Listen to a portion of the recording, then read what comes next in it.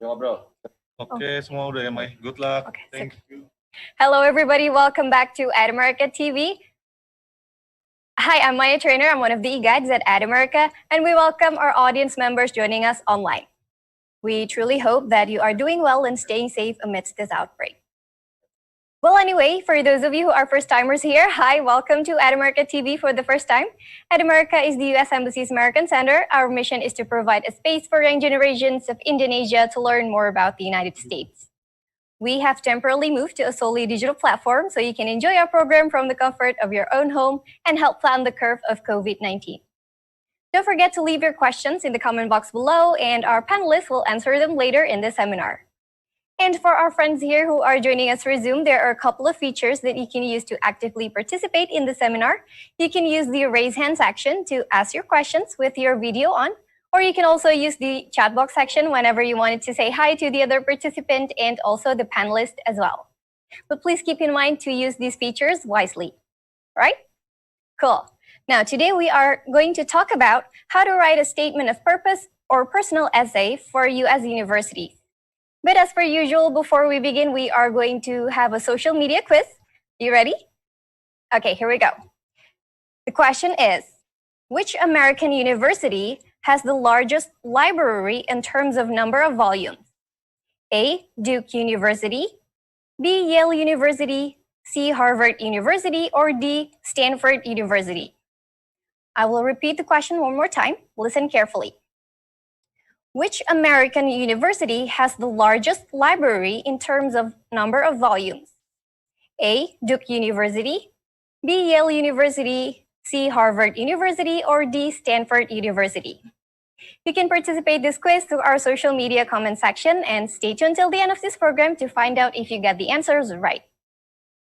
Now, one more thing before we begin, please don't hesitate to take a selfie, capture this moment, and share through your social media and let everyone know that you are having a great time with us here in America. And feel free to tag us on Instagram at ATAmerica. Now, without further ado, joining us, our moderator for today, Kak Vina Alatas. Hello, Kak Vina. Hi, Maya. How are you doing? I'm doing great. How about you? I'm pretty good. Thank you so much. All right, then. Take it away. Thank you. Hi, everybody. Thanks so much for joining in. My name is Vina.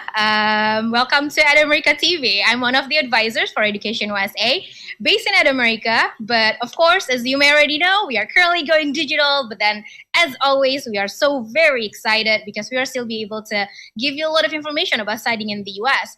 And so I would also like to say hi to everyone who is currently watching us from the other platform, because we are not only in Zoom, but we are also on Facebook, Twitter, YouTube, and Instagram as well. So wherever you guys are watching this from, feel free to stay wherever you are. But if you are also want to join us here via Zoom, feel free to do that. You can go to America's website and you can find the events tonight, and then you can register there to join the crowd here in Zoom. We already have a good crowd here, and we are basically still going to wait for sometimes while people are still coming in. So tonight is really special. Well, I always say this as special. It's part of our monthly events because we always have this presentation. We have this topic every month, basically, that is about essay writing. So it's part of our monthly event. So if you missed out the event from last month,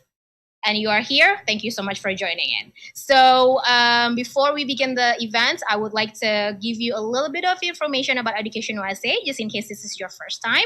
So I'm going to share screen real quick here. All right, so what is EducationUSA? We are part of the U.S. Department of State network. We have over 400 international student advising centers with more than 170 countries. So as you guys can see here, we are everywhere. And what we do as an advisor is we provide everyone with information for those of you who wants to continue their higher education, bachelor's, master's, or PhD, or in Indonesia we call it S1, S2, and S3. And all of our services are free of charge. I know it sounds too good to be true. Some people are, kind of like, are you serious? Like, this is free, all the service? And yes, it is free. So in Indonesia, of course, not only in EducationUSA America, but we actually have 8 centers with a total of 10 advisors. So we have 2 in Jakarta at the US Embassy with David and Iqbal, and then in America with Santika and myself. And then we also have 2 in Surabaya at the US Consulate General with Hesky, and Unair, Universitas Erlangga with Amber. We also have 1 in Medan, also at the US Consulate there with Jeffrey. 1 in Malang at Universitas Muhammadiyah with Zaki. Also 1 in Makassar at Universitas Fajar with Chandani, and last but not least, we also have 1 in Banda Aceh at UIN Araniri with Lilis. So if there is no EducationUSA where you live, don't worry. Basically, you can reach out to the nearest center, or now that you are here with us, EducationUSA America, and then you want to reach out to us, feel free. Let's do that. So EducationUSA, we provide you with 5 steps. So we start with step 1, research your options. So this is very basic step. We're going to have a lot of discussion here. So if you have a lot of questions, or maybe you're still not convinced if you want to study in the US, and you want us to convince you, we can actually definitely do that. Or maybe you're still looking for the right program or the right university, we can definitely talk a lot in step 1, and we can after that move on to step 2, which is finance your studies, because that's equally important, right? We want to see some of the funding options for you guys. And then once we've pretty much figure out the step 2, we can move on to step 3, which is completing your application. And this is what I like to call, we're going to go to the English territory, because everything is going to be in English. And so there are actually a lot of things going on in step 3. You're going to write your essay, which basically what you're going to learn about tonight. And then like your resume or CV, maybe you need some tips on how to prepare for your GRE, or maybe you want to know like the right score for you guys to aim if you want to apply for, let's say, highly selective universities in the US.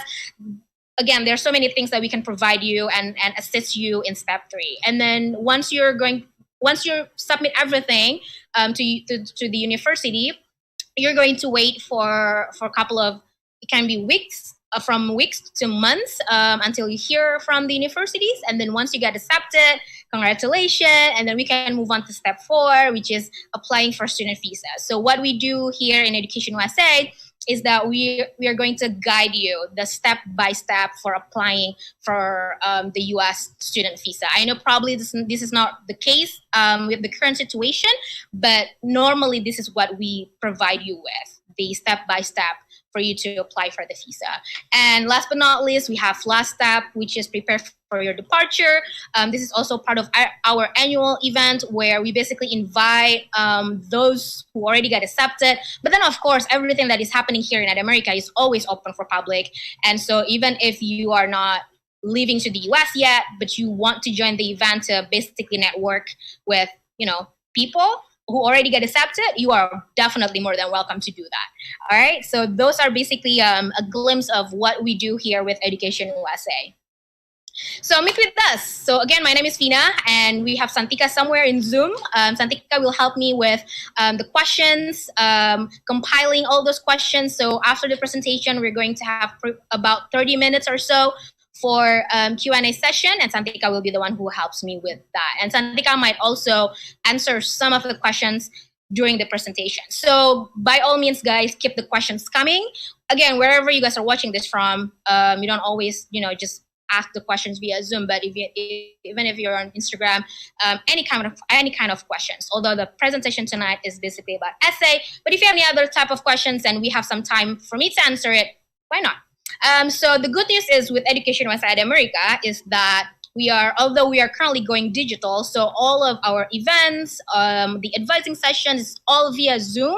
The good news is we are available every single day, 7 days a week. We start from 1 until 9 p.m.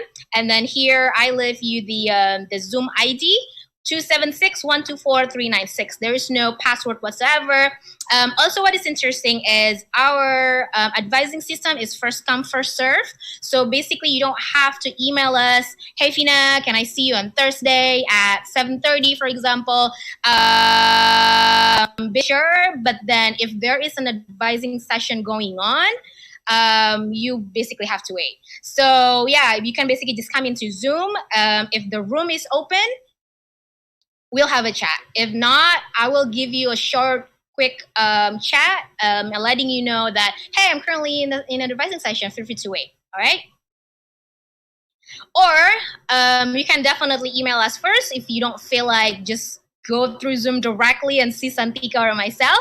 You can definitely email us first to jakarta.atamerica@educationusa.org. All right. On my next slide, I'm going to give you a glimpse of our upcoming events for July, which we have a lot of interesting events coming up. So this coming Friday, we're going to have a lot of great discussion basically with Santika and myself in the AMA or Ask Me Anything with EducationUSA at America Advisors. So if tonight, I'm sorry, but I will have to bore you with my presentation. But on Friday, it's going to be so much relaxed. I won't be using any presentation slides. We're just going to have discussion. So if you have any questions, like literally anything about studying in the US, this is definitely like a great time for you to join this event and ask us. Because for example, like tonight, I may not have all questions answered because of the time limit, but for this particular event, it's basically just like me and Santika taking questions as many as possible. And then on July 23rd, we're going to have a presentation on everything you need to know before applying for a master's degree or PhD in the United States. A lot of our advisees here in EducationUSA at America, the majority of you guys are here for master's and PhD level. So we are thinking, why not having this event specifically for you guys? And on July 24th, the day after, another AMA event, but this time not with just Santika and myself, but we have 4 amazing incoming students who are going to the US, or at least start their study online here from Indonesia, specifically on the MBA program. So we have students from Cornell, Harvard, MIT, and Yale. So an MBA is also part of one of the programs that a lot of us here in Indonesia want to take. And so why not inviting these students and let's hear from them, like how can they get accepted, tips for them to get accepted, and even the scholarship as well. And then also another AMA series event, we are going to invite 4 incoming students. This time is very special because they are specifically coming from the eastern part of Indonesia. So this is very exciting. So we have students from who will start his study in Auburn University, University of Illinois Chicago, Purdue, and Arizona State University. All right, so if you want to know other upcoming events that we have, you can definitely go to EducationUSA website, educationusa.state.gov, or you can also go to AdAmerica's website, adamerica.or.id, or you can definitely also go to the EducationUSA page in the AdAmerica's website, /EducationUSA. All right, so I am going to start my presentation tonight. I'm going to make sure that we have plenty of times for Q&A later on. So I'm gonna just make sure everything is on point. So tonight we are talking about how to write a statement of purpose or personal essay for US universities. My goal for tonight for you guys is so that you will understand better of what the university is really looking for when you're writing these essays, and so that hopefully also that you start to really prioritize this essay, because sometimes or oftentimes it's not the case here, because a lot of us think that essays is something that is easy, right? Basically, you just need to write about yourself and everything. So this is why I basically have this event every month, because I want to let you guys know that is actually really not the case, especially if you want to study in the US, and you'll see why. All right, so let's just dig in.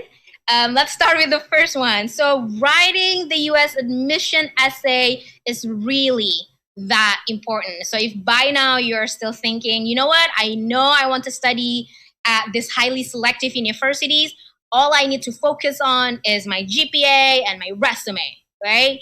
I will think later about my essay. So in this case, you don't want to do that. You want to basically pay attention to all of the documents, especially essays. So each school is going to require a statement of purpose or personal essay.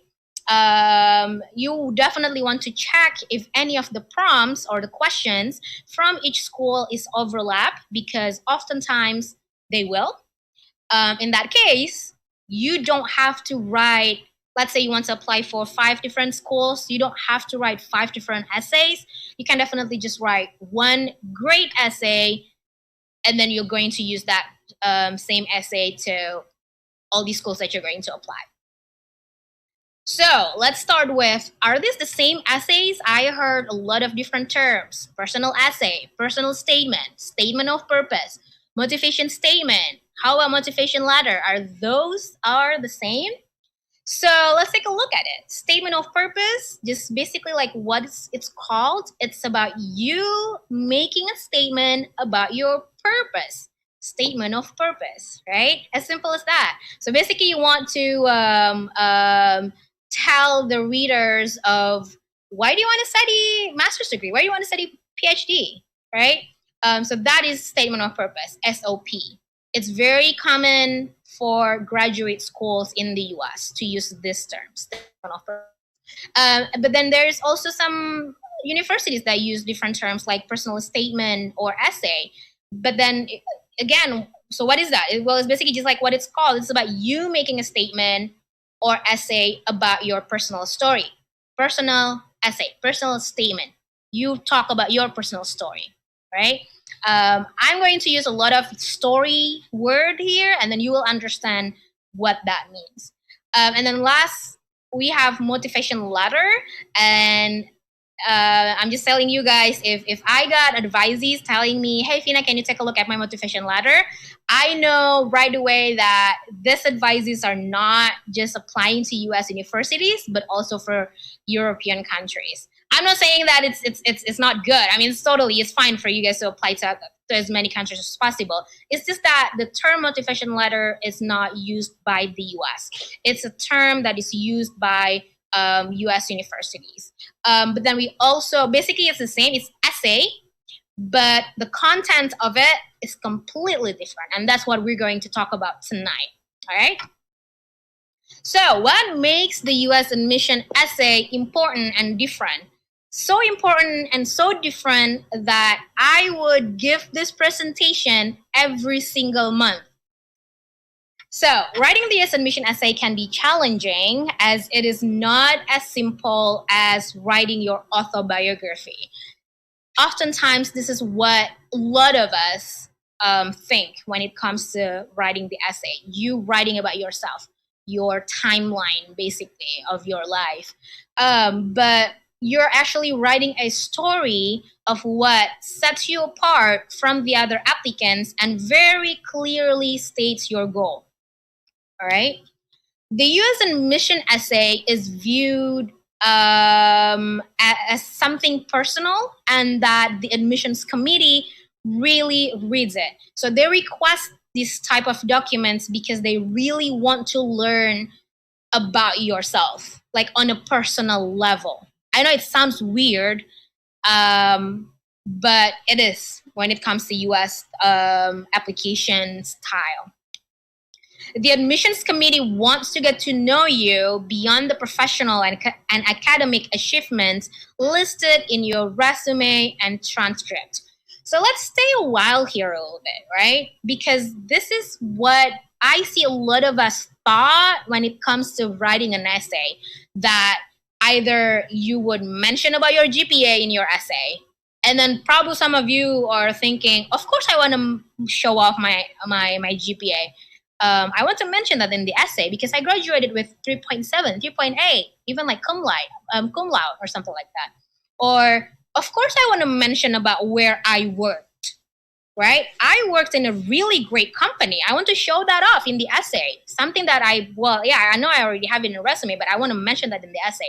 Those are like the basic essay that a lot of people are, thought that it is what it is, like when you're writing the essay, but no, when it comes to the US essay, they want to hear your story that you have not told the committee in other documents, like in the transcript, in the resume, your GRE score, your TOEFL, and everything else. The essay is basically the only document apart from your transcript, so no mentioning about your GPA, or even your major, or even like when you're graduated from, they can definitely see that on your transcript, your GRE or GMAT or SET or ACT scores. They can see that when you submit those scores, right? So essay is basically the only document you can do that, where you can basically tell the admissions committee about yourself. So it is all about fit, because most applicants have good grades and scores. So I love this slide. Let's stay a while here. Why? Because this is something that when it comes to whatever that is, even if you want to start your bachelor's degree or master's degree or PhD, a lot of us thought that the only thing that matters is good grades, good scores, good SAT, good GRE, and what have you, right? But it's actually not really the case. We actually see a lot of people graduating with like 4.0, but they still didn't get it to a number of highly selective US universities, right? So a good essay or story will make a huge difference. And here the key word is holistic. It means that you basically want to balance everything on your application, like your transcript, good essay, good GRE scores, and stuff like that. So now let's talk about the essay itself. So there are different type of questions when it comes to statement of purpose or personal essay. So statement of purpose, generally the universities will ask you about, ask you to write about 1 to 2 pages, 1.5 lines, not double space. So that will give you approximately about 500 to 1,000 words. And they will ask you to write an essay about yourself, about your professional goals, why this specific program and university. There are also a number of universities where they are going to ask you more focused questions. It means that they're not necessarily ask you to write like one essay in 1 to 2 pages, but rather they will ask you 1 to 3 questions, and then each question is probably about 250 words, 500 words. It really depends on the universities. And then there are also a few number of universities that will ask you what we call unique questions. This is quite common, especially if you want to study MBA, for example, because oftentimes they don't really ask you to write like an essay. I'm not saying like all universities, but some MBA programs, they are not really asking you to write like 1 to 2 pages essay, but they are asking you rather unique questions, and can be a variety of number of words. So what we're covering tonight, of course, we're not going to cover the whole 3 because we're definitely not going to have the time for that. I'll be happy to do it, but we're not going to have the time. But what we're going to cover tonight is the first one, the statement of purpose, where we ask you to write, where the university is going to ask you about 1 to 2 pages. 1 to 2 pages of an essay, or what we call the statement of purpose or personal statement, which is the most common one, okay? So before we actually really talk about, like what to write, what should be in the essay, you definitely want to know your audience first. Because my experience reading a lot of these essays and meeting with a lot of advisees is that sometimes we tend to forget about who the audiences are. And when you write something, a lot of us assume that, the reader will understand what I'm saying, right? But in fact, it's not really the case. So basically, who will read your essay, right? So who will read your essay? They are going to be the members of the admissions committee, who are typically faculty members, or even like the professors, including the professors, teaching in your respective program. So sometimes they have like a small group of people who are specifically hired, or their profession is to, like reviewing all these applications. But then sometimes they also invite like a number of faculty members during the admission cycle to also review the application. And what are they looking for? They're looking for a story, but then again, like when a lot of us heard about a story, oh, okay, get it. It's a story about myself, right? Basically, maybe a story, you know, like when I graduated from this university all the way until like today. But it's actually not really, but it's not the story what they're looking for. It's more of like a mental picture of who you are as a person. So definitely there is a very personal element to it. But it's different than just like talking about like your timeline, right? So it's a mental picture of who you are as a person as it relates to your fit for undergraduate, graduate, or professional school for your future profession. So remember here, it's statement of purpose. You're making a statement about your purpose. Did you know, before I actually go ahead again with the more details about this essay, did you know that actually the admissions committee may read only part of the essay? So maybe this was like supposed to be a secret, but I'm going to tell you guys it's not going to be a secret anymore. So yes, the admissions committee, they actually may read only partial of your essay. Why that is the case, I don't know for sure, but what I can see is, you know, meeting with a lot of admissions committee, in a day, they have to sit down and really read pretty much like countless applicants, right?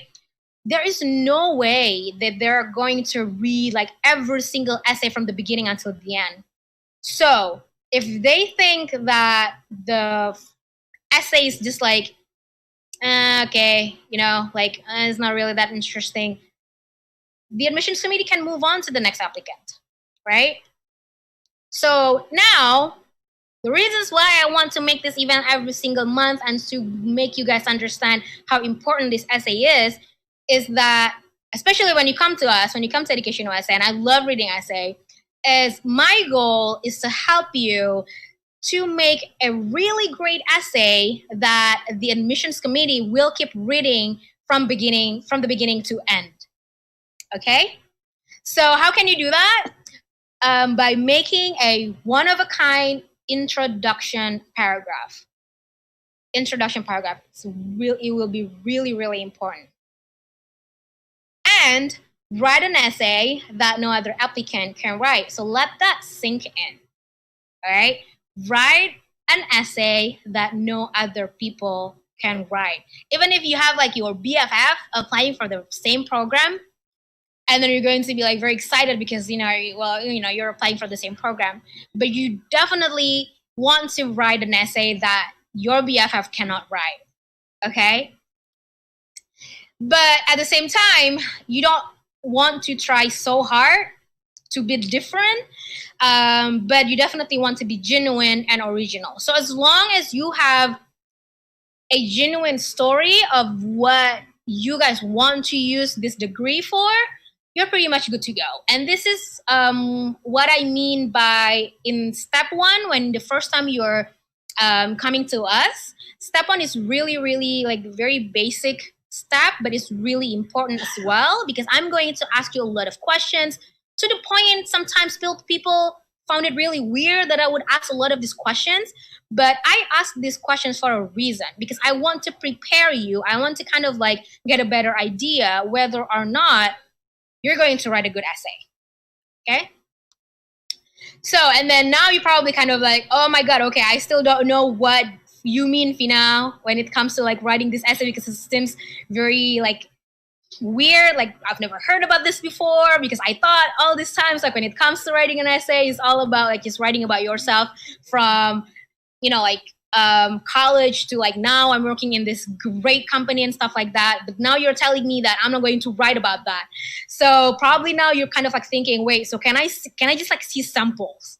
Technically you can, but if you ask me or if you ask Santika, we'll say no.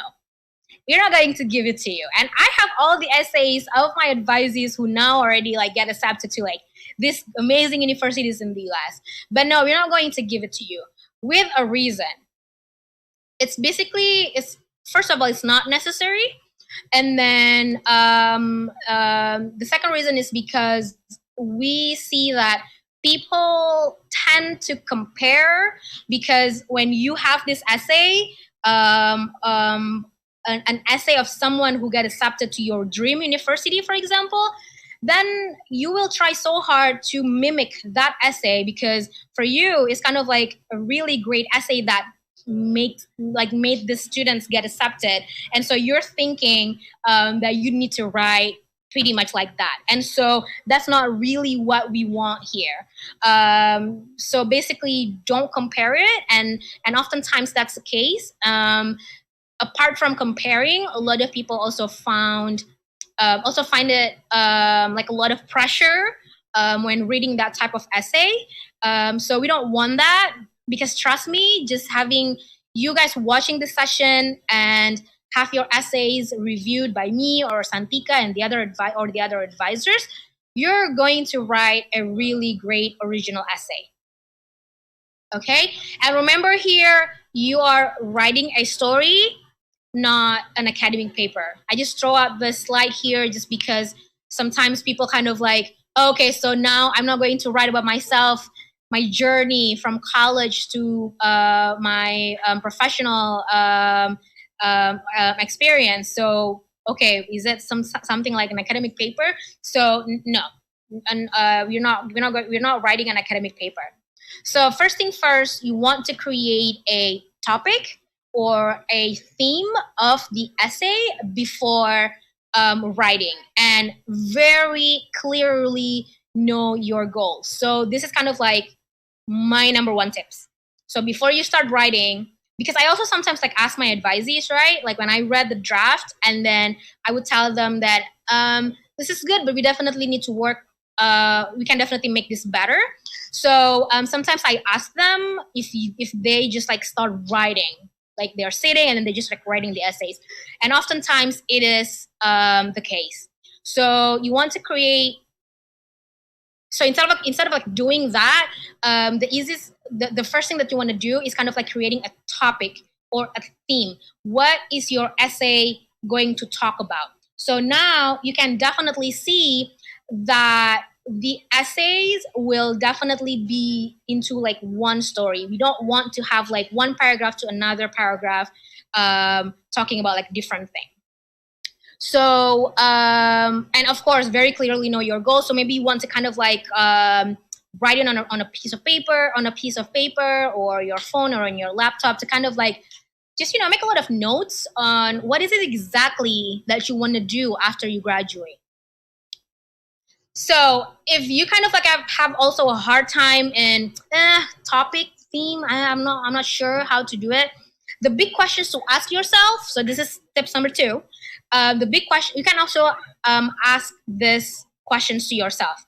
Who am I trying to help with this program, right? Who am I trying to help?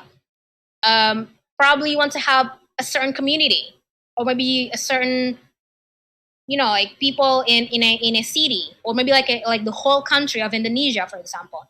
If it's not like, if what you're going to do is not directly helping people, we can also ask, what am I trying to help, right? However small, you can definitely figure that out, right? What am I trying to help if it's not who?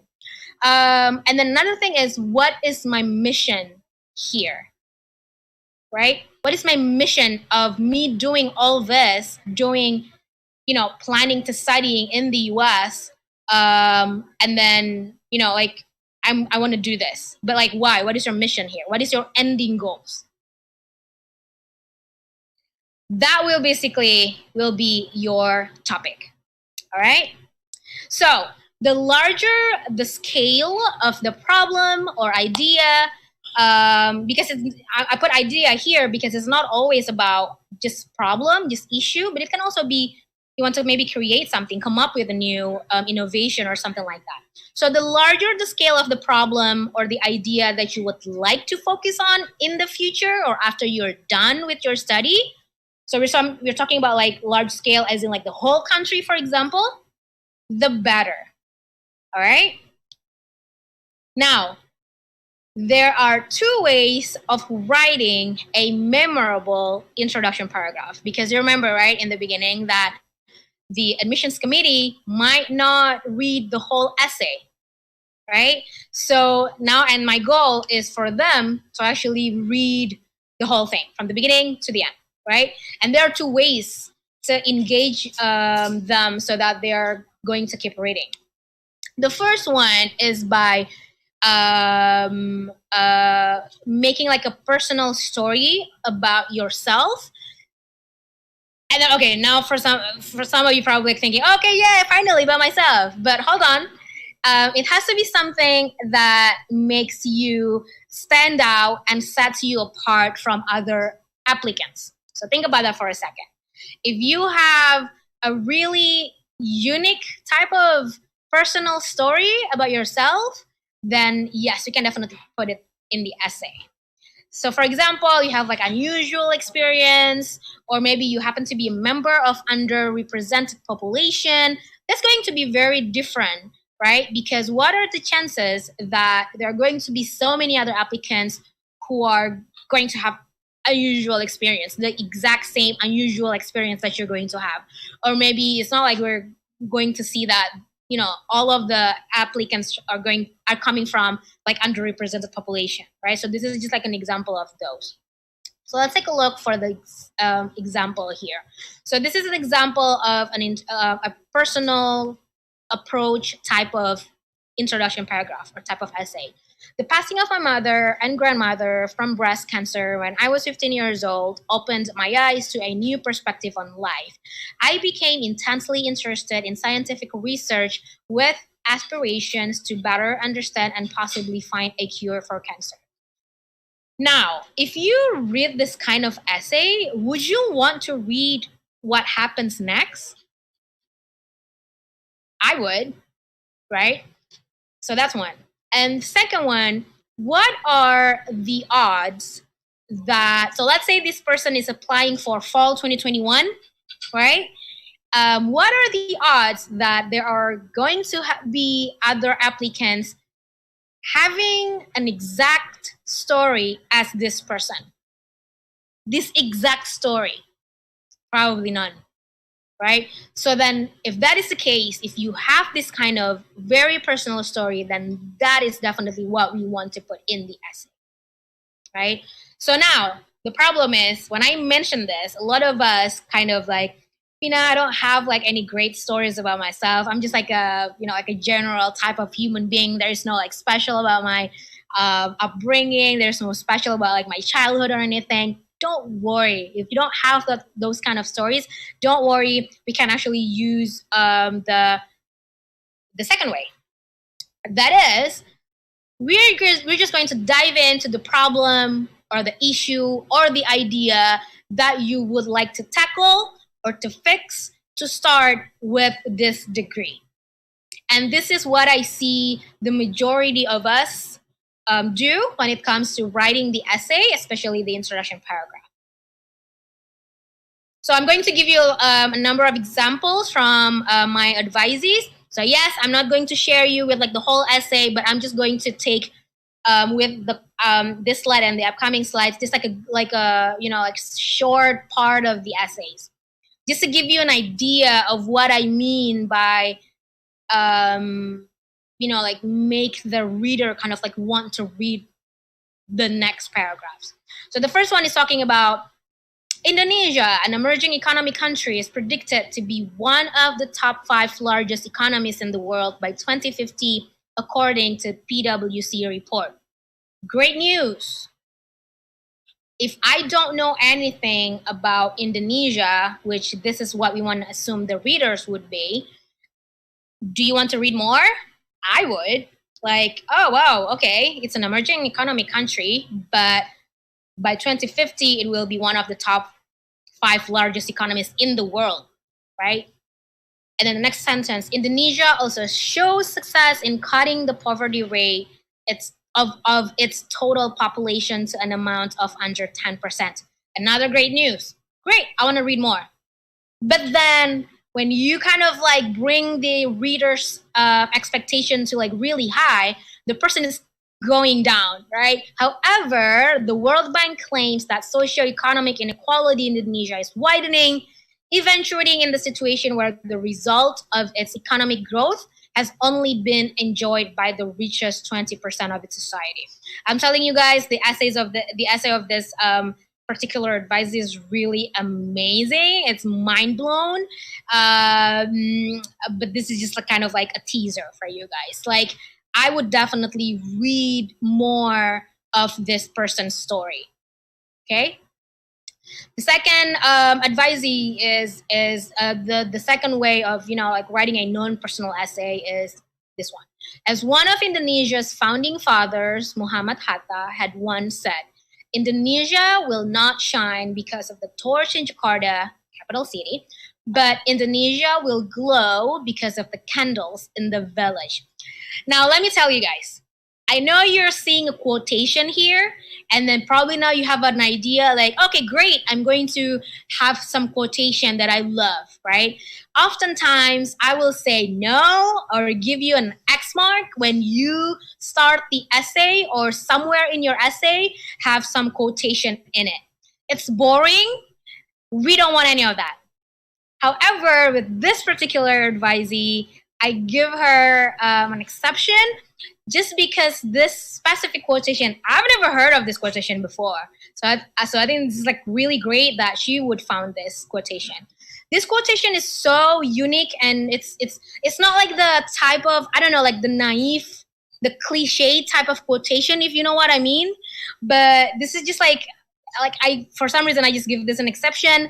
I think she wasn't really sure because I mentioned to her from the beginning that definitely no quotation. But then, like, when she brought this to me, to America, and I was just like, I had like a smile on my face when I read it, and I'm just like, I told her like, I love it, right? And then she was like, "Are you sure?" And I'm like, "Yes." Just keep putting like this essay, this quotation, and of course, she already got accepted to CS universities. And then she go on talking about, Indonesia's food security relies on small farmers, which accounts for 90% of all Indonesian farmers. And then this is getting interesting because, again, remember, might not know everything about Indonesia. This might be the first time for them to actually read something about Indonesia, specifically farms in Indonesia. And it's really interesting because the advisees start comparing with the US, with the admissions committee's country, right? Unlike US farmers who averagely owns 169 hectares per farmers, Indonesian farmers only hold less than 1 hectare averagely. And I really wish I could like put the whole essays here, or at least like the whole introduction paragraph here, but I don't want to do that. This is just kind of like a teaser. I'm sorry, but I really hope you kind of like get the idea of what I mean by, like creating like a really introduction paragraph. So I think this is the last one. Yeah, this is the last one. So this is the last one. It has been almost 2 years since the president of the Republic of Indonesia. So this is a big thing because we're bringing like the presidents. So we're talking about like the whole country.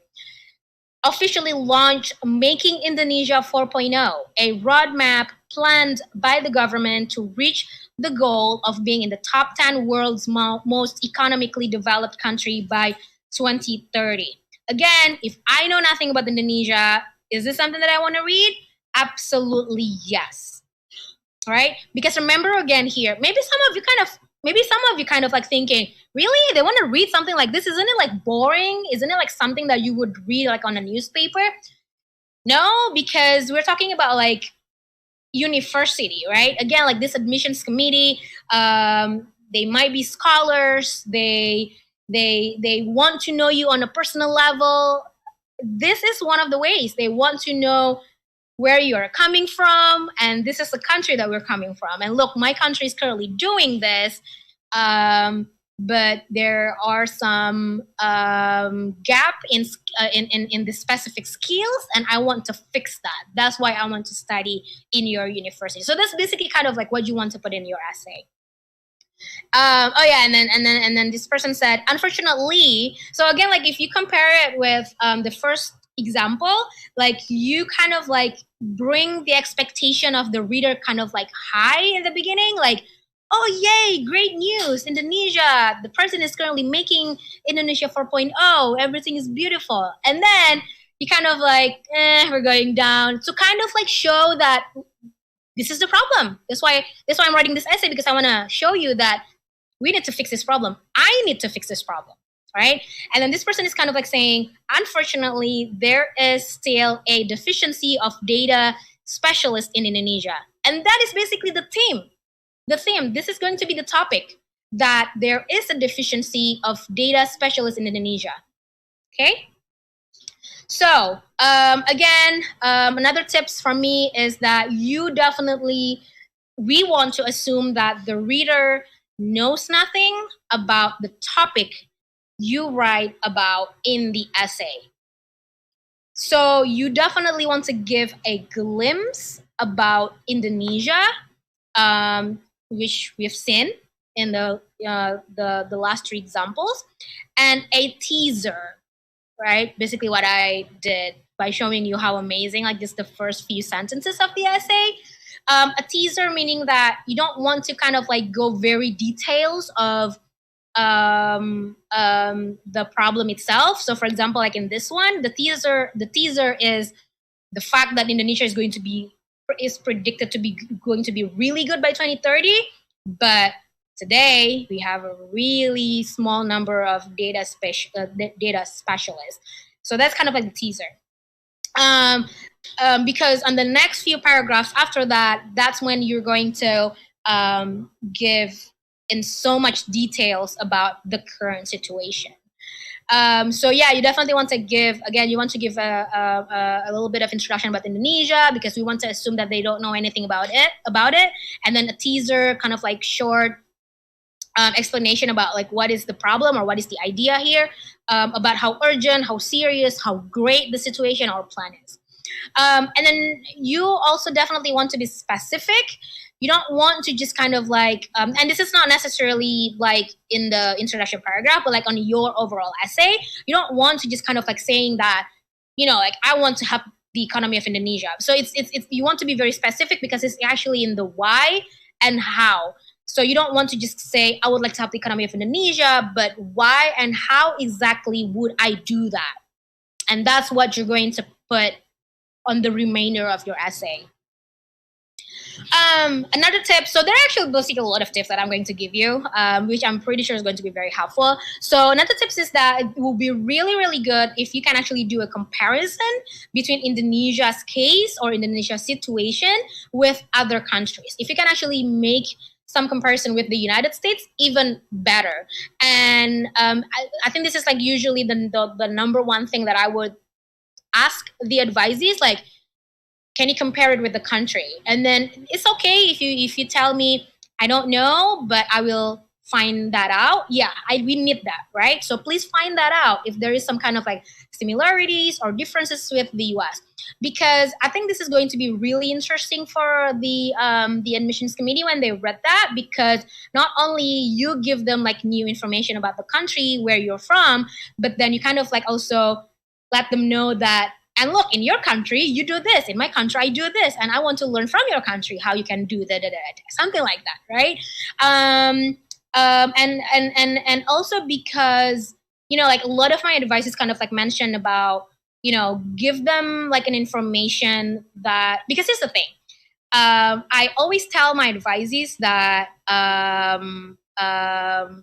the fact that you are from Indonesia, if you are Indonesians, I know that not every single person here are from Indonesia. I mean, we have like some people who are from other countries as well. But I want to say that specifically for Indonesia, I always tell them that you actually already have like a good selling points. The fact that you are from Indonesia, the reason is because if you meet someone or, like a group of people on the street and then ask them, what the biggest, the largest population, countries with the largest population in the world. Of course, they will mention China, India, and then probably they will think about the US. How many people would you think that will come up with Indonesia as number 4? I don't think that is actually always the case. So what I'm trying to say is, like, I don't think a lot of people out there know that Indonesia is actually the 4th largest populous country in the world, just after or behind the United States. So in that case, what can we say about it? It's just the fact that there are so many similarities between the US and Indonesia, right? So do that research. If you can actually do that kind of comparison, that would be really great. But if there is none, don't worry. You can actually compare it with probably like other Asian countries, or maybe like the Southeast Asian countries. I see definitely a lot of my advisees doing that. So remember, at this point, we want to wow the reader and make them keep reading the next paragraphs. We don't want them to read the first part and then they get bored and then they will stop reading. We don't want that, okay? So what does it tell you guys in order for the readers to keep reading your essay? It makes the last sentence of your first paragraph very important, because that's kind of like the turning point whether the admissions committee, the readers, want to keep reading or not.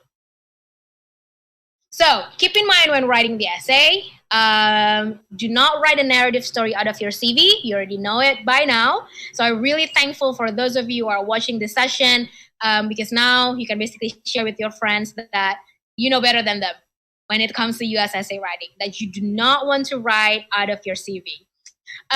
You want to create a theme or topic of what it is that you want to talk about in your essay. And that one theme and one topic, it will be basically like the overall of your essay. There's already a selling point in the fact that we are from Indonesia, but I'm pretty sure, no doubt, that wherever you guys are from, as long as you know what is it that you want to do with your degree, you definitely have a story. You want to create a story where all paragraphs have to be connected. That's why creating a theme, creating a topic is really, really important. We don't want to write something too general, too naive, too cliche. We don't want to just say, I want to help the economy of Indonesia, but you definitely want to explain why and how. You have to be an expert in that topic. So if the topic is you want to help the economy of Indonesia, well, I mean, yeah, that's very vague. So maybe you want to kind of like be specific, like in what exactly like helping the economy on. You have to be an expert in that topic. Yes, the reader might know like the current situation, but for that specific, like fixing the economy or like fixing the fact that there is deficiency in data specialists, they know all that. So they, in a way, when they read the essay, they are also testing on how good you know all this stuff, okay? Of course, you want to demonstrate a passion for the chosen topic. This is kind of like when we are bringing in some kind of like personal story in there to kind of like tell them, of all people in the world, or of all people in Jakarta or in Indonesia, why there is someone that is yourself who wants to fix this, who wants to start this, right? You definitely have to know the strength and fit of the universities as well. I have not mentioned about this, but this is part of the body paragraphs, which I'm going to talk to you about on my next few slides. You will also want to demonstrate clear career goals. So this is also something that I will ask you on step 1. Fina, hi, my name is blah, blah, blah. I want to study in the US. Please help me. I'm not just kind of like just going, like, okay, show me what you got, but then usually I will do a personal approach, like how the admissions committee, basically how the admissions committee are reviewing your application on a very personal level. So the first few questions that I'm going to ask you is, what do you want to study and why? I want to know. And then it's not just me doing my job as an advisor, but sometimes, and this is basically why I love my job, but because I'm a proud Indonesian, and what you guys want to do for the country or for however small the community is that you want to help is just beyond like it's just amazing, right? So I kind of like mix the personal level, how I really want to know on why you actually want to study this, and then by you telling me, it will be really clear what is your goal. So it's different, so for example, right, like I met some people. This is like the majority of advisors that I met. I'm very fortunate with this, where when I ask these questions, they will like really tell the stories of oh yeah, the fact that we have like very few data specialists, or look, the government is really aggressive, want to go I don't know, that by 2030 we're going to be something, which is amazing. And I want to help the government for sure. But in reality, we actually we are not ready, because we need this, we need that, we need this, we need that. And then I will ask you, why don't you just do it now? And then I will make you like really think the whole thing. In a way, I kind of like testing you. Sometimes people kind of like, when I ask them like, why do you want to study this? Sometimes they don't really have the answers to the degree where they just want to, I don't know, like just get a degree, right? And that's totally okay too. But then if that is the case for you guys, it's going to be really challenging to write the essay, because you don't really know exactly what you want to use this degree for, right? Some people might want to continue graduate degree just because everyone surrounding them are doing the same thing, and then it's kind of like peer pressure, and then you want to do the same thing as well without really know what you want to use this degree for. That's okay, actually, but then we're going to have a hard time. But again, fortunately, I'm very fortunate that the majority of the advisors that I met, almost all of them actually have at some point like really know what they're doing, right? And then again, like the last point here that I have, you don't have to compare yours with others, because again, there will be pressure. And then if you're kind of like really concerned about like, I won't be able to write like this good essay, don't worry. That's what we are here for. That's what the Education USA advisors are here for. So just stay original. So questions to ask yourself when writing the statement of purpose. This is kind of like continue from some of my first tips when you want to just like start writing. You remember when I told you that, yeah, you want to kind of like ask the big questions, like who am I trying to help? What am I trying to help? And creating kind of like a theme or like a topic. These are another thing that you can also ask yourself. What do you want to do? Why do you want to do what you want to do? And this is kind of like my first question, right? Why do you want to do this? Like, why do you care so much about helping this specific indigenous community in Indonesia? Why? And why it has to be you? I want to know, right? Or you can also ask yourself, what is the aha moment, or like the one time that kind of like make yourself think, oh my God, I need to continue study to fix this problem. When did that happen, right? But then again, that's for like the personal story, but like for the non-personal, you can kind of like also ask yourself with like, when is the aha moment, when you kind of like start thinking like, I need to fix that, right? So ask yourself that. What is, if any, it doesn't always have to be like this, the issue that you would like to address, right? Again, if there's no issue, but you want to come up with something new that you believe the people, or maybe even like the government, will find it really helpful, that's totally okay too. Any relevant research, internship, work prior to your proposed study. And then I know probably when you see this, you kind of like, wait, hold on. I thought Fina, I thought you said that we don't want anything that is on the resume or CV. Yes, I did say that, but I don't want you to focus too much on your resume. But in fact, if there is some kind of content in your resume or CV that is relevant, so for example, you can definitely mention your your thesis if you did your bachelor's degree in Indonesia. The majority of you guys, for in order for you to graduate, you will need to write a thesis.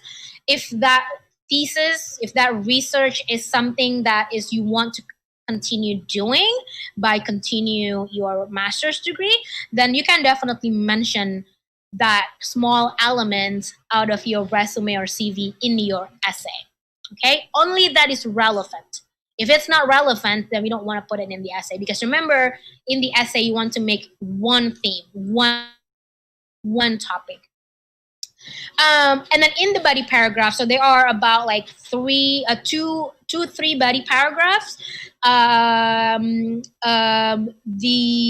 The one body paragraph before the closing paragraph is basically when you want to talk about that specific university that you want to apply in one beautiful paragraph. Everything about that university, because what the admissions committee are also looking for is how you can convince them that you know so much about their universities that you believe that the programs that they offer is the right program for you. So you want to mention about how do the program and university you choose over another help you address the issue. So again, if you see here, it's not about like you mentioning something that they already know, like, oh, one of the reasons why I'm applying to these universities is because you are ranked 5th as the top universities in the world. No, we don't want that. It's too easy. We don't want easy in the essay. But it's so much more like, what do you know about that specific program in that program? So you want to do like a lot of research about that specific program. Maybe that specific program has the state-of-the-art lab that no other universities in the US has, right? Something like that. You definitely also want to convince them on why, of all thousands, if not, I don't know, like hundreds of thousands, I don't know how many people are applied to one university, how would they select you over those countless applicants? Why do they select you, right? And of course, again, this is something that I keep reminding you over and over again. You definitely need to know what is your goal, what are your goals and purpose that you would like to achieve after the program. So now we're actually in the body and conclusion paragraph. So can you see that I basically talk for about 45 minutes just talking about the introduction paragraph? It's because just how important this one particular paragraph is. And it's really interesting because when I started doing this, I actually learn at the same time as well. So I keep improve the presentation slides. And I think this is it because I've been using this particular slides for quite some times now, and I like to receive some feedbacks. So for you guys who are watching this, if you have some feedbacks, probably there are some that you feel like unnecessary, or maybe you want me to kind of like cover more, please let me know. I love to hear that. But me spending about like 45 minutes alone talking about like the introduction paragraphs, what the universities are looking for and stuff like that, I get like a really positive feedback from a lot of people to the point where they really understand what to write. Like after this event, I know what to write after they see this presentation. So the reason is because I'm not going to like spend too long on the body and conclusion paragraphs, because once you actually get the whole thing, what I told you earlier about like the tips, about like how important the introduction paragraph, it will be easier for you guys to actually continue writing for the rest of the essay. So in the body paragraphs is, you kind of like continue talking after you're telling the reader the teaser. So you want to kind of like demonstrate again into more details about the case, about the issue, about the problem. But then again, like I mentioned earlier, it doesn't always have to be like an issue or a problem, but it can also talk about like an idea or innovation, right? Again, this is also like a good time for you if you have not mention the comparison with neighboring countries in your introduction. You can definitely do that here in the body paragraphs. So those are kind of like you can do 2 paragraphs. So you got introduction paragraph and then 2 more paragraphs to kind of like go into details about the whole thing. And then after you mention like, so this is what happened in Indonesia, the fact that the government or whatever wants to do this, and then however, there are some gap in skills because we don't have a lot of expertise in this program. And then we go to the 4th paragraph where you kind of like mention, and this is why I need to study in your campus or in the US because something. And that something is very important. Basically, what I put here on number 4 and 5, because you have this one particular professor who is teaching something, or who had done a research in Indonesia. I mean, I actually saw a lot of number of revisers who mentioned that they happened to find out that particular professor in the program that they want to apply to had done a research about the country. It's always amazing if you can actually find that, because like, what are the chances that you would find this particular professor doing research all the way about Indonesia, right? So you can mention specific courses, you can mention relevant professors who inspired you to apply. So if you can actually do that, it's going to make that one particular paragraph when you are trying to convince the admissions committee even better. But then again, you want to be well acquainted with the program at schools being considered. This is what I mean by you need to do a lot of research beforehand about that particular program, because it really shows that you really know about this program before you apply. You definitely want to also mention the strength and fit of the institutions. And then again, you keep seeing this. You want to demonstrate clear career goals.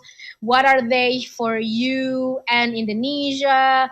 Why do you want to do all this? Of all other problems, maybe we can say that. Refer to specific aspects of the program that matches your interest. So we want to make everything very connected, right? So each paragraph not necessarily talking about like exactly the same thing. So it will create like a really nice story, but still within the same topic, if you get what I mean.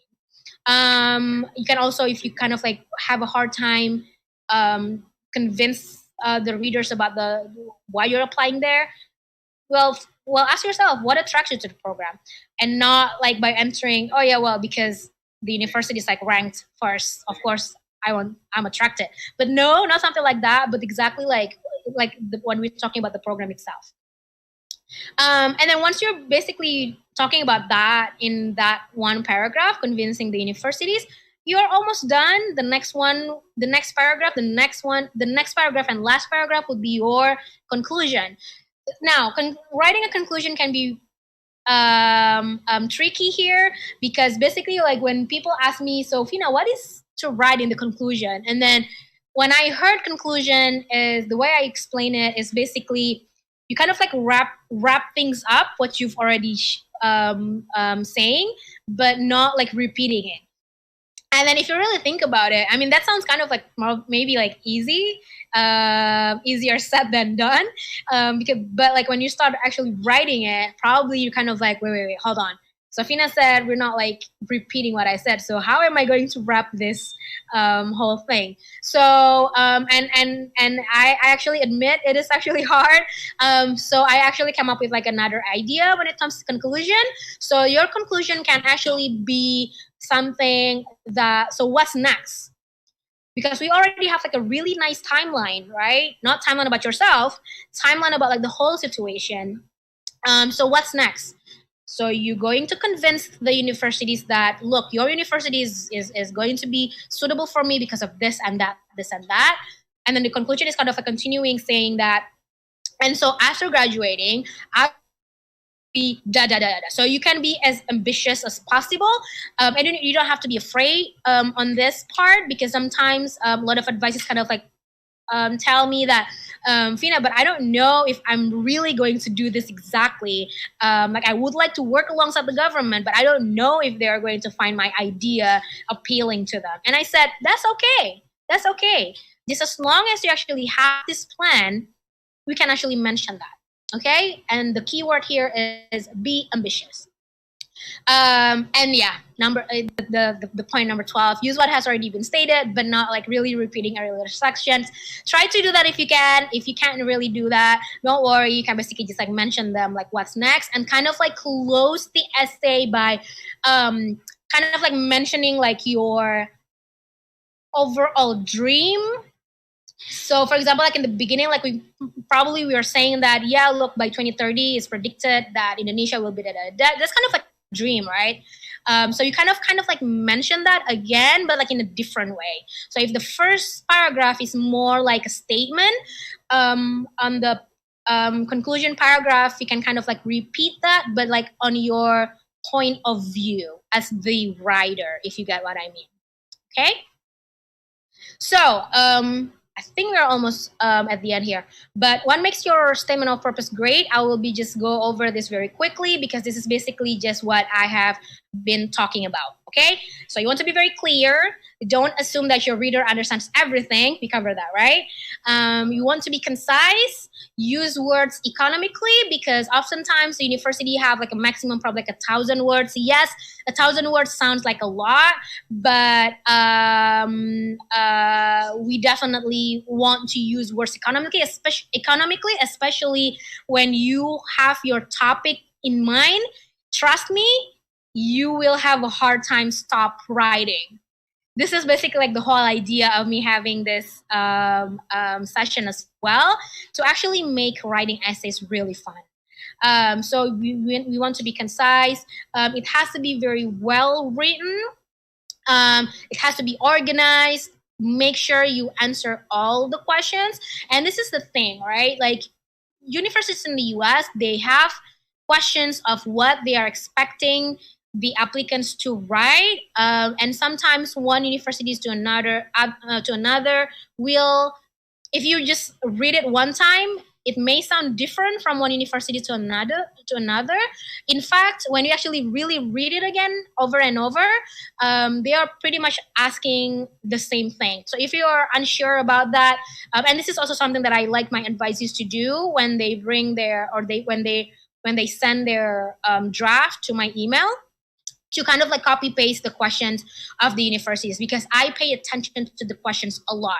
And oftentimes this is not the case here in Indonesia, because everyone thought when it comes to essay writing, it's pretty much all the same wherever you want to use that essay for, to Europe, to US, to other Asia countries, but not the US, right? So a lot of us thought it's going to be about like our autobiography.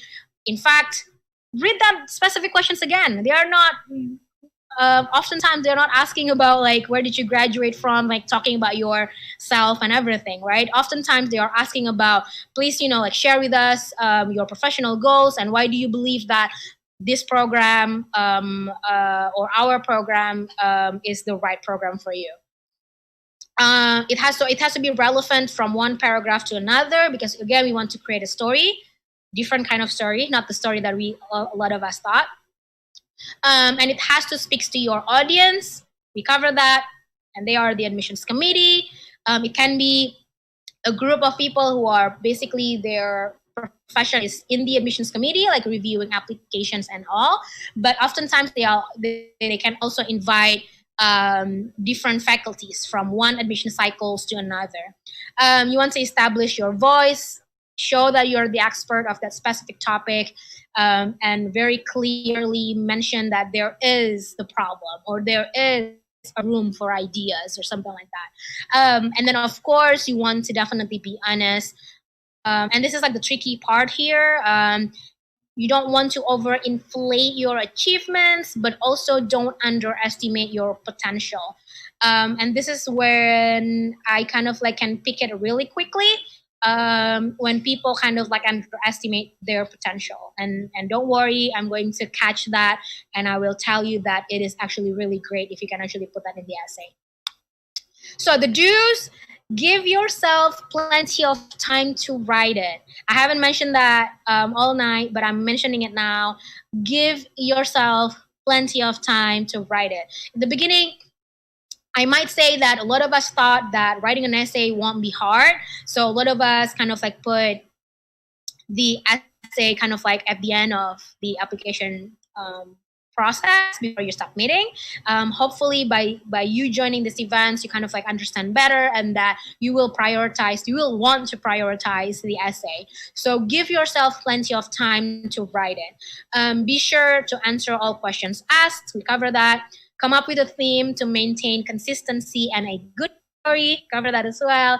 Begin with an attention-grabbing lead or introduction paragraph. We cover that because the idea here, the goal here, to make the admissions committee or the reader, whoever they are, to keep reading our essay.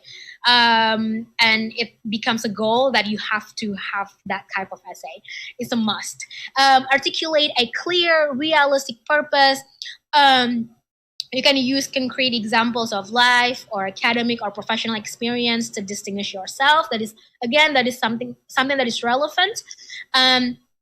We want to ignore negatives. So yes, some of us probably want to kind of like show how the government, or maybe not always the government, probably like one particular industry that is very negative, that has negative tone, but it doesn't mean that we don't want to mention that, but there are ways to mention it without sound really harsh.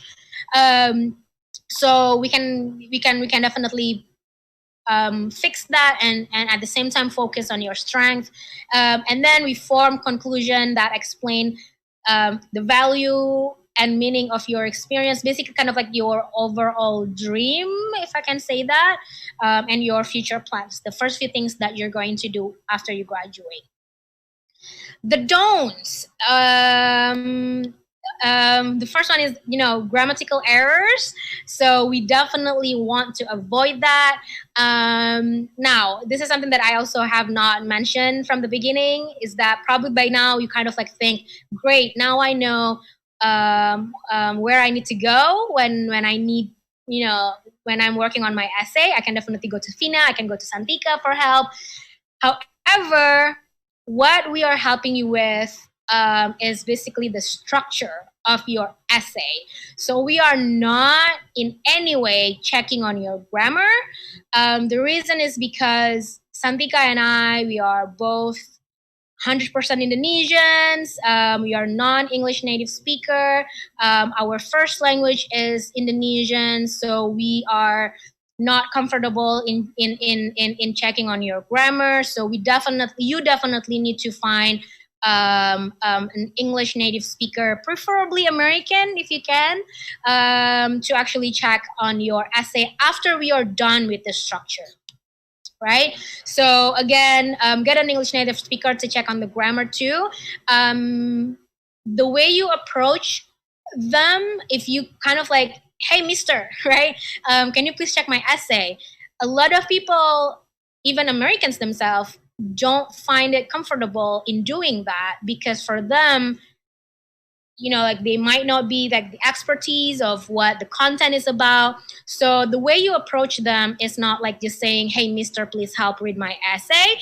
But you can tell them that, can you help me just specifically on the grammar? You don't have to, like really understand like the whole like concept of like what I'm saying in the essay, but just like on the grammar part of it. And sometimes when you approach them like that, that way, they kind of like, oh, okay, just a grammar, yeah, I can do that, right?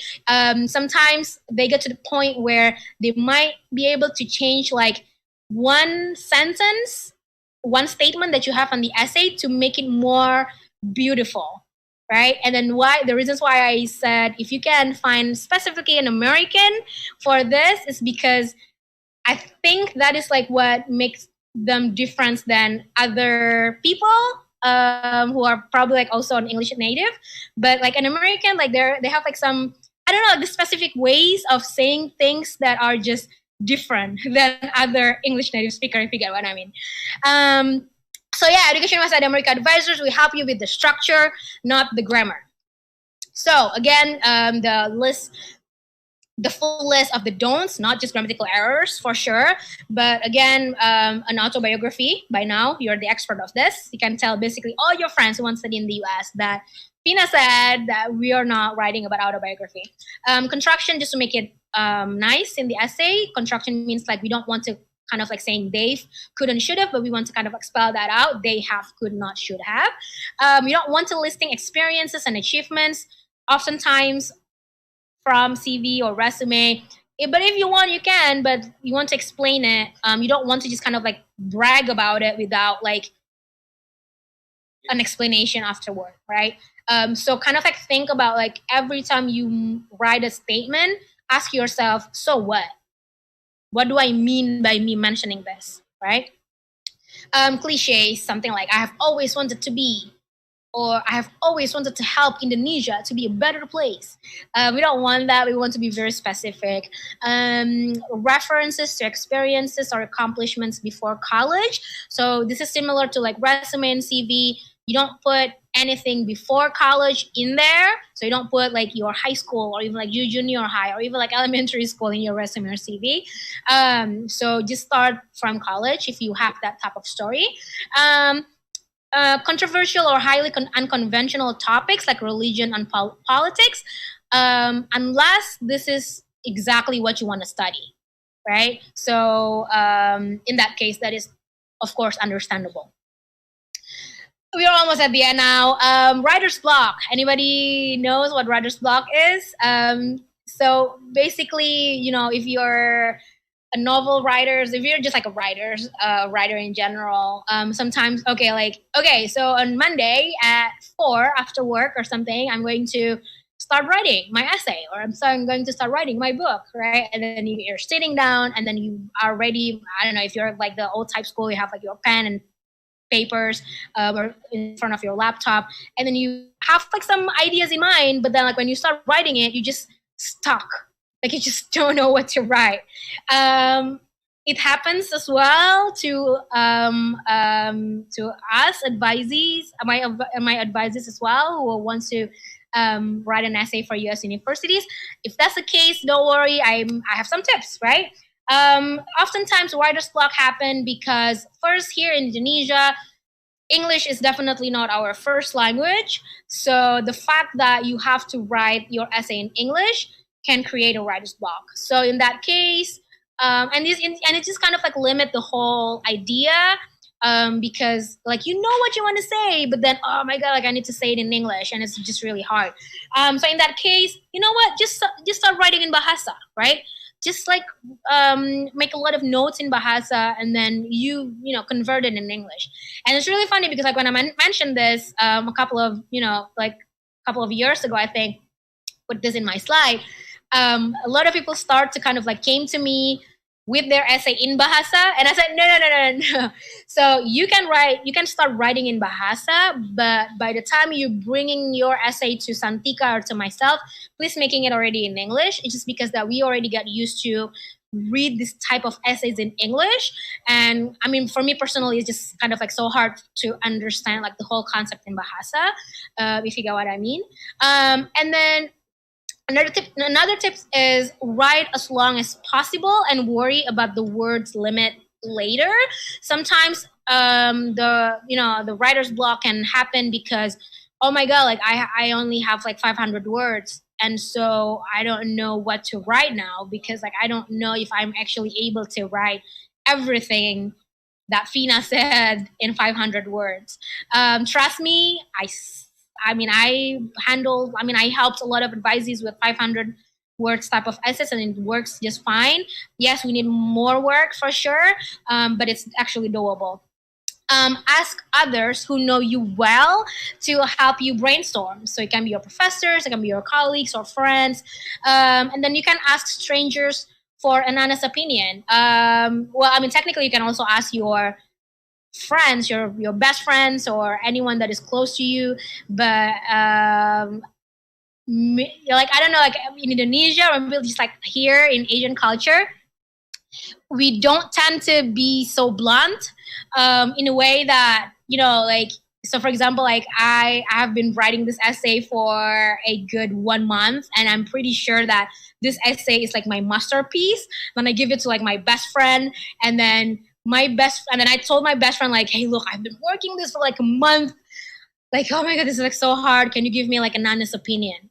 But then that best friend, because this best friend like heard that I've been working so hard in this essay, he or she might feel really bad if to say to me that the essay is actually still nowhere good. So maybe that person will say, oh my God, this is so good. Well, in fact, it's actually not that good.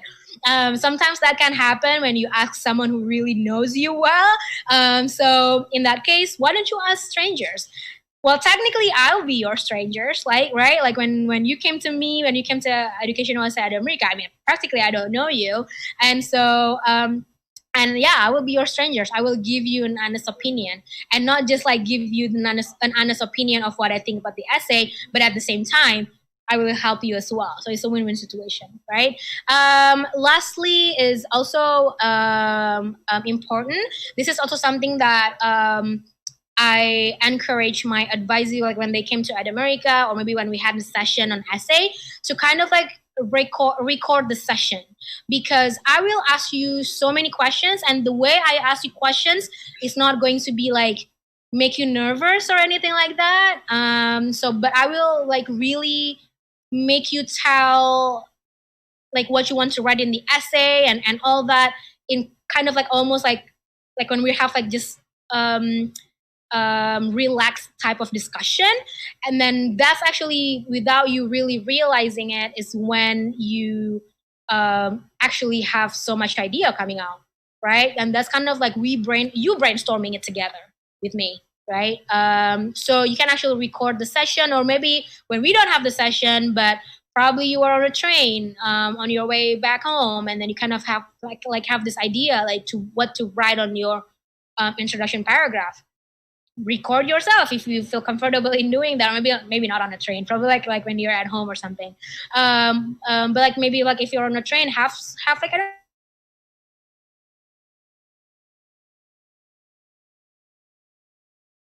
writing ahead of time is really, really important, because it will make your journey of writing the essay really, really fun. So in summary, start early, at least 2 years before the program starts. And you heard me right, 2 years before the program starts.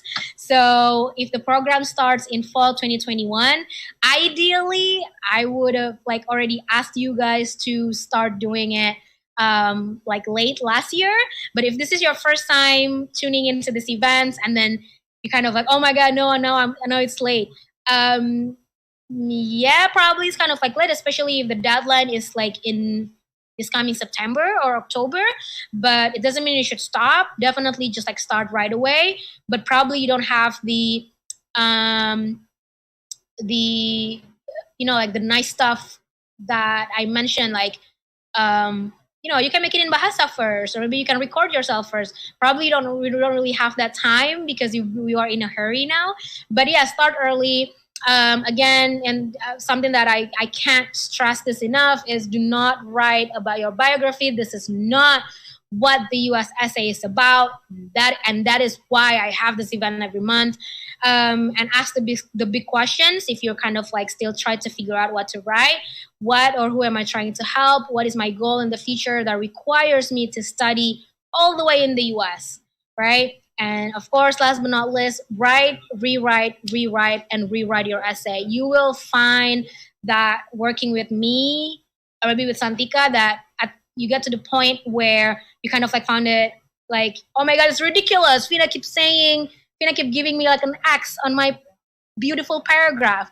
But I always say the more revision, the better, right? I even sometimes have like one or two advisees where in one point we've been working together for like quite some times.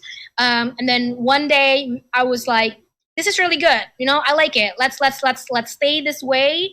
But then let's do another session, or maybe if you want to kind of like change a little bit later on, that's fine. Let's come back like next week.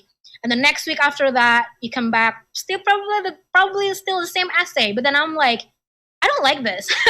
It's just because like I have like we want to keep it better. Like we want to keep making it better, right? So again, the more revision doesn't mean like I want to give you a hard time, but I'm genuinely want to help you. And again, reading essays is definitely something that I really love to do as part of my job as an advisor. So yeah, I'm actually really always excited when someone emailed me or come to Zoom and I have new essay for you to read, and I'm like, yay, I'm very excited about that, right? So again, the more revision, the better. All right, so I think this is my last slide, but EducationUSA at America. So I want to say that, of course, EducationUSA at America has been here, is here for a while now, and I want to say that, I mean, we provide you with a lot of services. We provide you with a lot of events. But I want to say that the one service that is very popular when it comes to Santika and myself as an advisor, when people ask for help, is the essay. So please use our service. All of our services are free of charge, and we are basically here for you guys, all right? So again, we assist you on the structure of the essay, not the grammar. Unfortunately, we do not refuse scholarship essays like LPDP or like Fulbright, or essays still in Bahasa Indonesia. So we only read you essays for US universities. And so probably now you're kind of like thinking, oh, okay, so maybe I can, not telling Fina, but I'm going to give Fina my draft, but then actually I'm going to use it to apply to other countries. Well, I mean, as long as I don't know, I don't mind. But I'm just telling you guys now that other countries, what they are looking for in the essay might be different. And then if you actually use the US essay, they might kind of like, what is this? And then it will put you into like disadvantage position.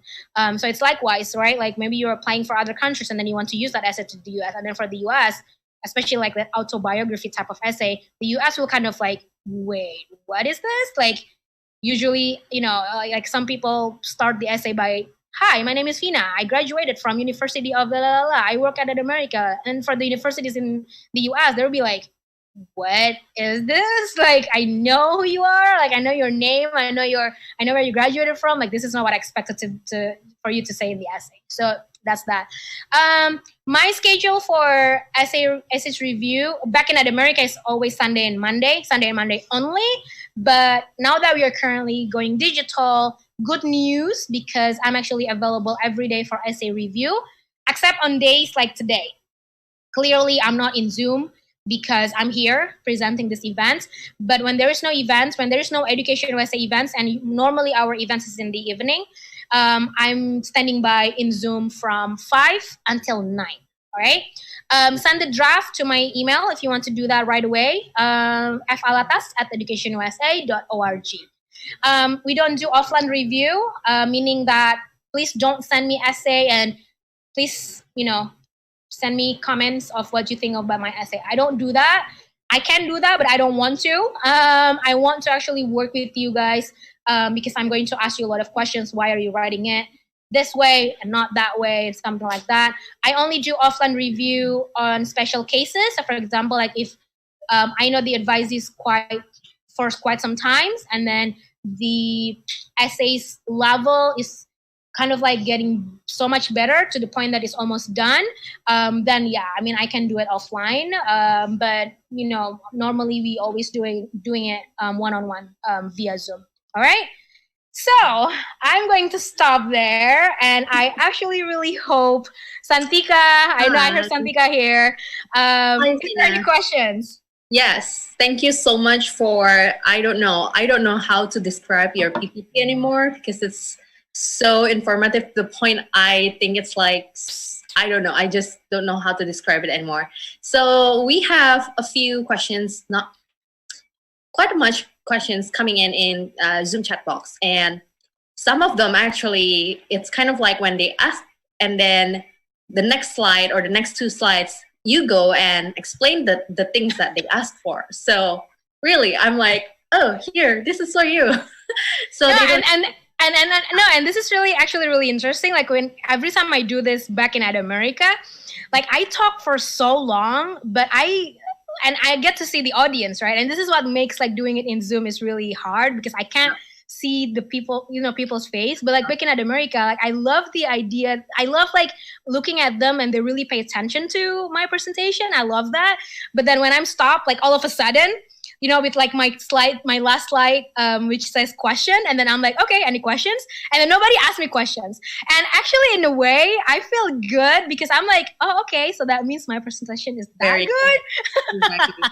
So it's either that or they're like digesting the whole thing because this is so many things for Yeah.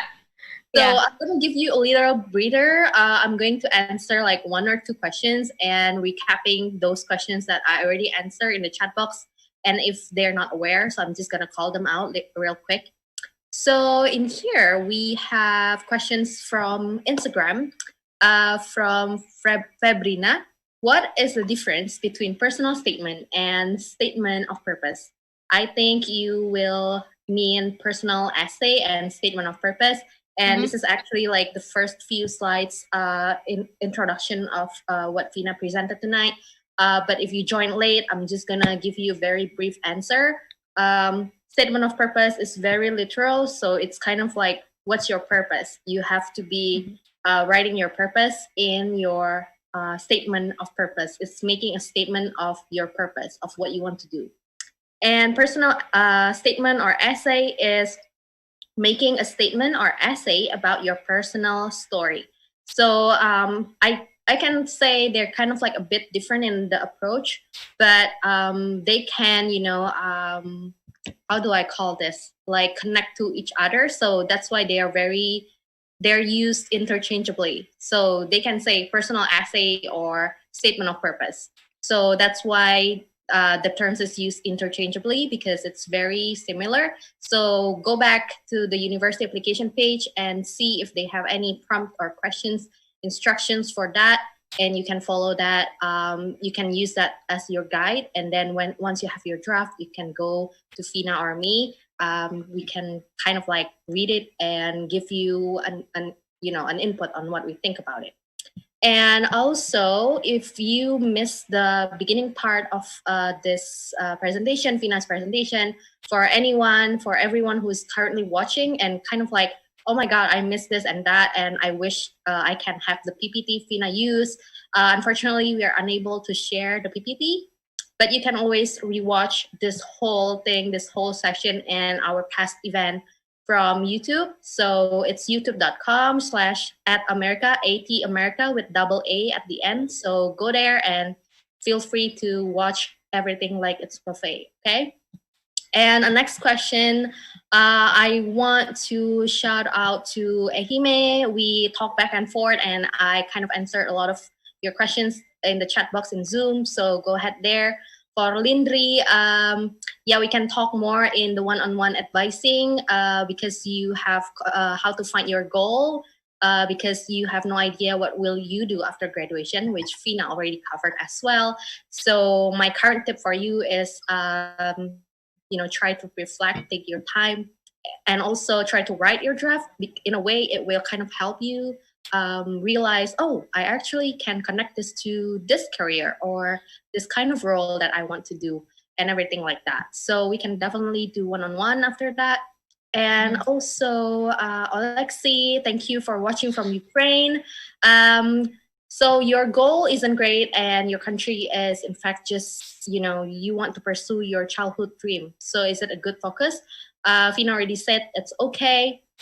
And I don't think that pursuing your childhood dream is something selfish. You can totally connect it to a topic that you are passionate in. And I think your dream will have something to do with what you want to study, right? So you can try to connect it there. And also for Sanditya, I will ask Fina later on the political views. But for now, I think it's better for us to see your draft first. For Suciati, for literature or philosophy, of course, Fina was sharing the example of like engineering and other, subjects or field of study. But if you are in literature or philosophy, of course, you have to relate it to your field of study and talk about that. You will be the expert in the field of study that you want to study, right? Yeah, and I mean, don't worry about like being, like a lot of people have a hard time like, oh, I want to study literature or philosophy, something that probably like people think, why do you want to study that? But I mean, who cares, right? Like for me, it's more like ask yourself, why do you gain from like learning literature or philosophy? I mean, I'm pretty sure you're the one who knows the answer to this. So yeah, totally. So Fina, are you ready for the first question? Yes. So this is kind of like an FAQ tonight. Once the question pop up and everyone like and the other person like, oh yeah, I have interest in that too.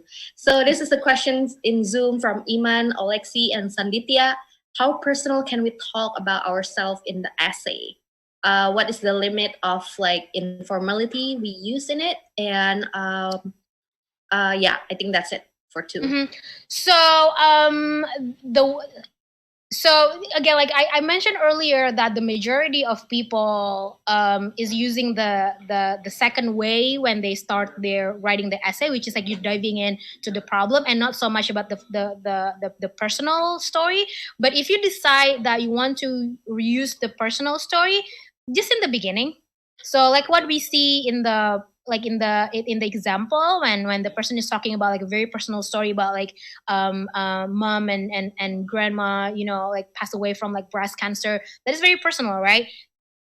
That's because like that's like what that person, like reason of why this person wants to. I mean I don't know what this person's actually going to study, but I'm guessing it's something that is similar to the personal story that is probably like in the medical field.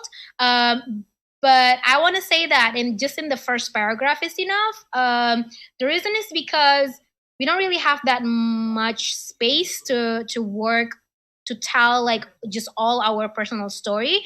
And don't worry about like, a lot of people kind of like think, Fina, like now that I read again your presentation, like I realized that there is not so much about myself in the essay. If I'm just going to dive into the problem, so I'm just going to talk about like the whole Indonesia, right? And yeah, and it's true. And I'm telling you, by us, the readers, just reading that, it already gives me an idea the type of person that you are without me have to hearing about your personal story. I can understand better that you are the type of person who wants to fix this problem without you bragging about, look at me, I'm currently working in this company and I want to help this and that, right? So for the personal, how personal, I mean, it can be very, very personal for sure, but probably not too much in the whole essay, probably just like in the first paragraph.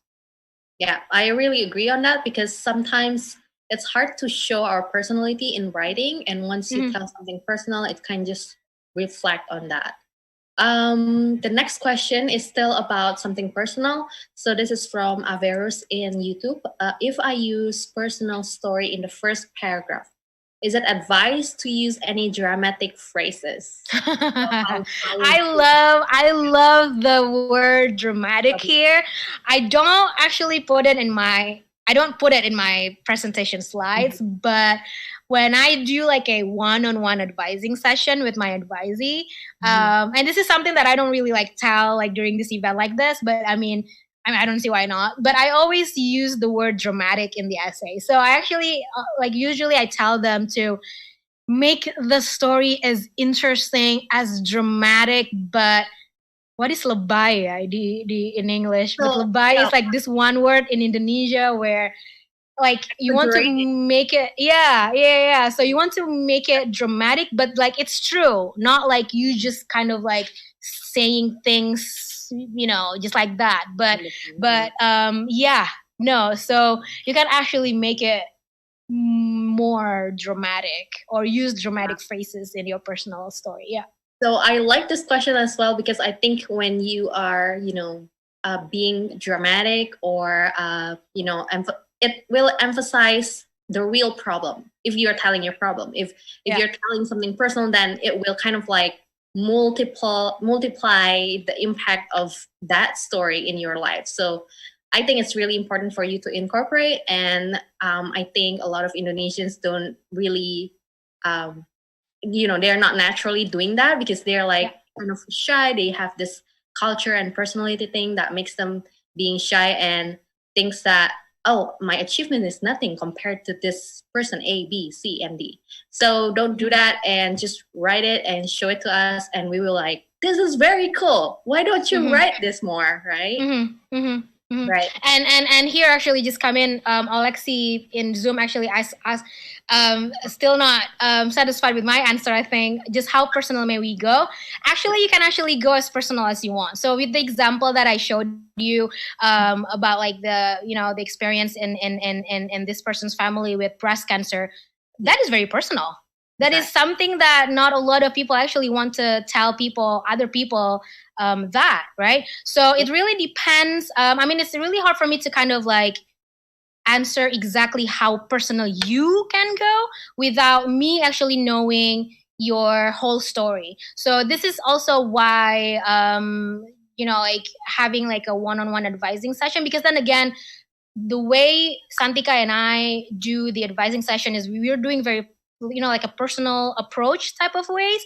So if you feel comfortable in sharing your personal story, we can kind of like, I can kind of like help you like, yes, use that story in the essay. But then that story, that personal story has to have anything to do with what you want to study, right? It's not like the person that we see about like, the breast cancer, some of the family members had to have like breast cancer. It means that's it. That's like my personal story. But then what I'm going to talk about is like how I want to fix the environment of Indonesia. No, we don't want that. It's not related, right? But it has to be like a really related story to your personal story. So, and this is another reasons why I don't see a lot of people actually use the personal approach. So yeah, if you actually have that idea in mind, let's have a chat and then we can see from there. Yeah. So another thing about personal approach, I think it makes it very personalized in a way. If it's really, really personal and you emphasize it correctly, that it impacts you and change you in a very good way, I think they will remember your essay very well. So I think that's a plus if you are trying from the personal perspective. But I've read some essay that the advice you actually write about the brother or the sisters being different from anybody else, and that actually the way she see life. And when she write that down in an essay, it looks really, I don't know, I'm just so impressed that yes, I'm just going to accept you and everything like that. So yeah, it really depends on how you make everything to be one piece that only you can write, which what Vina mentioned earlier in her presentation. Right. I think we can go to another question. So this one is still about the requirement of the essay and like kind of how to write it. If the essay requirement only states the minimum number of words, no maximum, how long is too long for an essay? This is from Sanditya, yeah? Yes, correct. If the essay requirement only states the minimum numbers, how long is too long for an essay? You mean that the university have no like maximum? In this case, we want to use a maximum of 1,000 words. Technically, if the university doesn't really say like a maximum of what you can write, well, technically you can write as much as you want. You can actually, by all means, you can write like 5 pages. 5 pages, if it's all interesting, let's do it, right? So far, I have not seen one. I have advices coming in with 4 or 5 pages, but oftentimes it's not really that interesting. It's just kind of like tiring to read, with all due respect, of course. But then, I help them to kind of like cut a lot to just make it like very concise and very on point. But yeah, if there is no maximum, I would say 1 to 2 pages would be ideal. Like it's kind of like you help the admissions committee not to read too long of an essay. So yeah. Right. So I see another great question coming from YouTube from Alifia. Is the issue or problem or idea always have to be amazing and big? If it's not that amazing, how to make it interesting? that is actually a really hard question. that's good. But then I need to know first, what is a not amazing issue? Exactly. Because the reason is because almost all of my advisees, probably for some people it's boring, probably for some people it's just like, why do you want to fix that problem? But I mean, the way I look at it is always interesting. So this is like one question that I probably don't have the answer doing like this kind of event without me hearing your story. Right. Because like seriously, like oftentimes I sometimes, like I would get some people kind of like, so the reason why I want to study this is because of this, and I'm not sure if this is something that the universities want to hear. And I'm like, yeah, just like that, like, yeah, of course. And they'll be like, really? Yeah, of course. Like, I want to hear that, So you may think, and this is kind of like one of my slides when I kind of like mentioned about like, you do not want to underestimate your potential. I think this is like one of the examples of that. Probably you think what you want to do is not that interesting, but other people might not think that way. So share that with as many people as possible, and then we'll have. I mean, even if it's really not interesting, which I doubt that's the case, I will help you to make it interesting. Don't worry. Yeah. So the challenge is for Alifia to send it out to Fina or me and let us read whether it's really not interesting, or we can, if it's really not interesting, then we can do something to tweak it. But other than, I think a lot of things in this world, it really depends on how you write it down and tell it to people to make it interesting. If it makes sense to you, like a lot of people can, I don't know, like marketing. Yeah. So it really does make sense. Like you can actually tweak around and everything to make it interesting.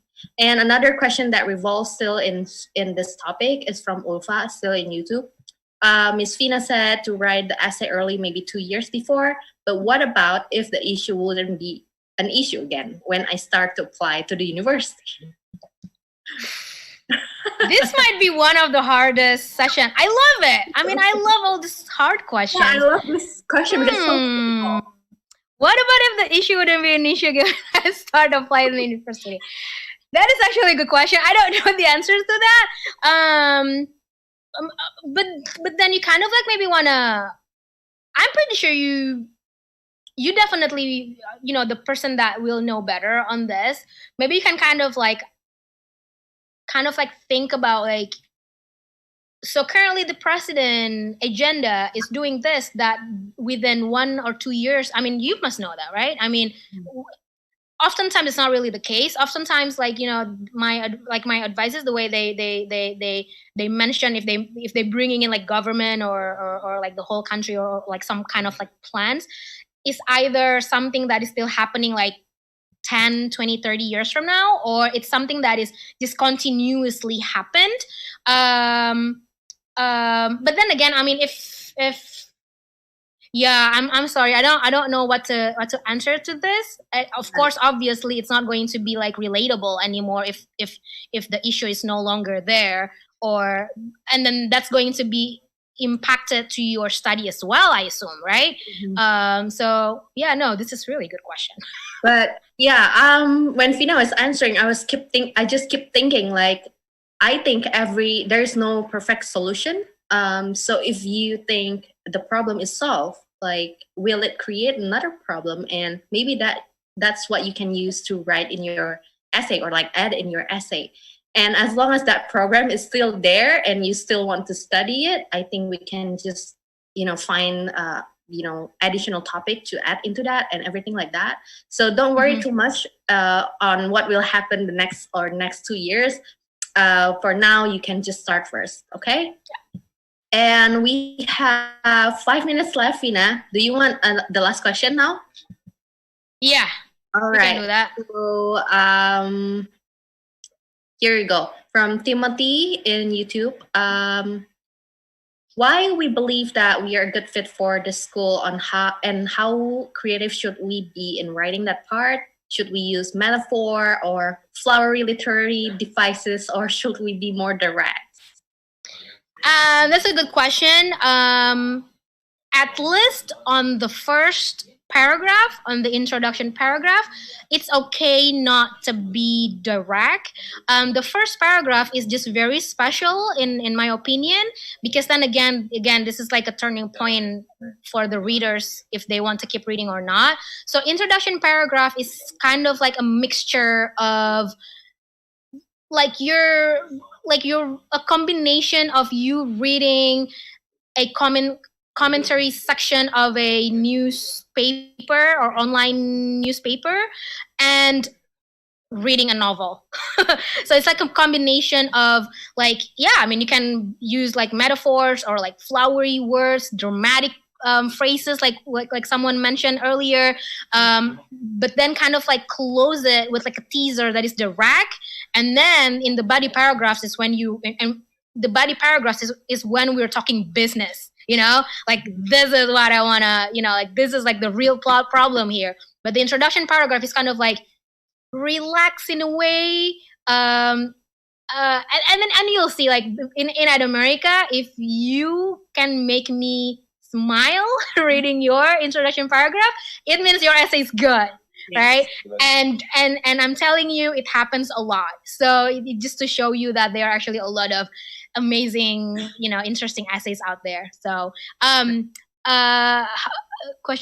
for questions concerning why we believe that we are a good fit for the school, how creative should we be? Well, I mean, it's not so much about you being creative, but it's so much more about how deep you have done research about that university. So oftentimes, like I would ask you, right? Like, how many universities are you applying? This, and this. And I will ask you why, right? You need to give me like a solid reason. Why are you choosing this university? If you're saying, oh, because this university is, like really popular and all that, I don't want to hear that. I want to hear like why specifically that program, right? Because I want to see like if you've done your research. And then probably you come up with, look, so this one university, there's this one professor that I really want to go because of that professor. Then that's it. You get that one university. The reason is because of that professor. And then the other university, maybe you're saying that they have this specific internship program where you can actually go abroad that no other universities with the same program have. Mention that. And then the other university I'm choosing this is because location-wise, it's in the state where they used to have a problem that is similar to what we have in Indonesia, and I want to learn firsthand how they fix that. There you go. So that's what I mean by, like you convincing the university about, the university. All right, thank you so much, Fina. And I will wrap this up with giving suggestion, not really an answer, to Fania, asking question in YouTube if you're still watching. You have a question on using easy word or complicated or kata-kata yang lebih susah. Which one is good for your essay? I will say stick to your ability first, and your goal is to make people understand when they read it instead of focusing on hard words or vocabulary. So that's my take. And for Yusuf, who is asking about, reading motivation letter for scholarship admission, we are sorry. We don't really know much about motivation letter because it's not meant for US. So yeah, that's it. So thank you so much, Fina, for the very detailed presentation. And I really learned a lot as well. And I'm sure a lot of people who is watching this find it very helpful. So I'm going to give it back Just one thing, before we give it to the e-guides. I really want to thank everyone who is watching this. And I hope after this session, you come to Santika or myself for an advising session. Thank you so much, guys.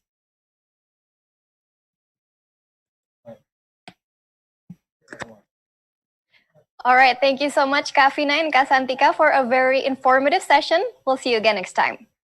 Now, the rest of you, please don't go anywhere. Because earlier in this event, I asked you guys, which American university has the largest library in terms of number of volumes?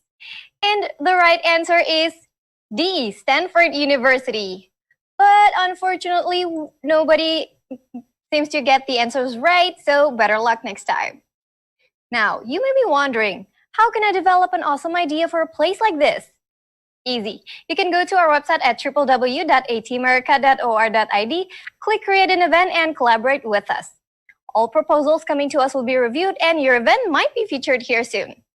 And while you're on our website, feel free to subscribe to our newsletters for weekly event updates sent straight to your inbox. All right, everybody, I think that wraps up this episode. It has been really fun today, but unfortunately, we have to say goodbye for now. Don't forget to follow us on Instagram, Facebook, Twitter, at ATAmerica for event updates, fun content, and so much more. Also, don't forget to subscribe to our YouTube channel as well. Once again, thank you so much for tuning in. We'll see you again next time. Bye!